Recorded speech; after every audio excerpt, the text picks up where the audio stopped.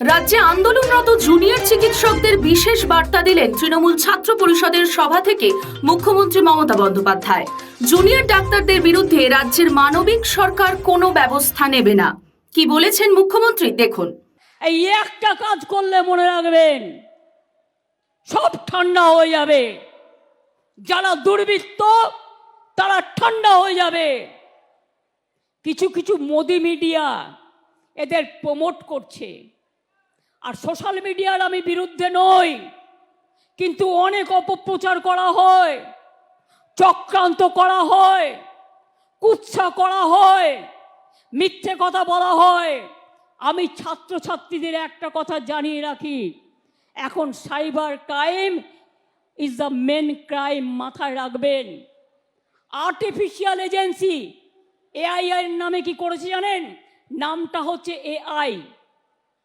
ধরুন আমি না, আমার গলা না, কিন্তু আমাকে দাঁড় করাবে, আমার গলা দেবে, দিয়ে কিছু বক্তব্য রাখবে। ধরুন আপনারা কেউ না, তিরঙ্কুরের গলা দেবে, তিরঙ্কুরের গলা দিয়ে বক্তব্য রাখবে, কিন্তু আপনি যখন বের করবেন আসল সত্যটা, যেটা এআই করেছে, আর্টিফিশিয়াল ইন্টেলিজেন্স, তখন দেখবেন দুদিন পার হয়ে গেছে, অলরেডি আগুন লেগে গেছে। এই সব করছি আজকে। মনে রাখবেন, আমরা এমন কোনো কথা বলি না, এমন কোনো কাজ করি না যা মানুষের পক্ষে নয়। আমরা সেই কাজই করি যেটা মানুষের পক্ষে। আমি আপনাদের কাছে বলে যাচ্ছি, আমি নেক্সট উইকে অ্যাসেম্বলি কল করব বিধানসভা স্পিকারকে বলে, এবং আমরা ওয়েস্ট বেঙ্গল অ্যাসেম্বলি থেকে আগামী 10 দিনের মধ্যে ফাঁসির, ধর্ষকের ফাঁসি চাই, এই বিল আমরা পাশ করে রাজ্যপালের কাছে পাঠাবো। আমি জানি রাজার পাট, রাজাবাবু কিছু করবে না, না করলে মেয়েরা মনে রাখবেন রাজভবনে গিয়ে বসে থাকবে ঘন্টার পর ঘন্টা, ভাইরাও থাকবে। এ বিল সই করতে হবে, রাজ্যপালের কাছে, রাষ্ট্রপতির কাছে পাঠিয়ে দিয়ে দায়িত্ব সারলে হবে না।